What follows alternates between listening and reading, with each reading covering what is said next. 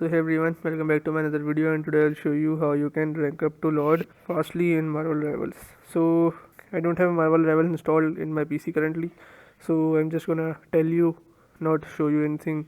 So make sure to listen very closely. First, you have to pick a meta hero that can carry games. High impact heroes like strong DPS or aggressive tanks help you control fights and secure wins. Don't keep switching heroes. Master one or two. Second, always play with your team, not solo. Marvel Rivals is all about teamwork.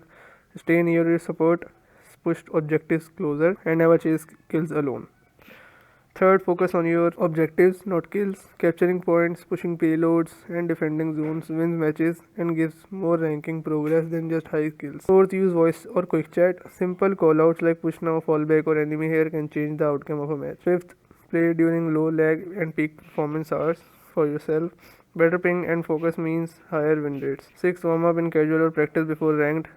One bad game can slow your climb, so always start sharp. Finally, avoid tilt. If you lose 2 games in a row, take a short break. Playing calm and focused keeps your win rate high. So yes, this is how you can rank up to Lord. And this is it for today's video.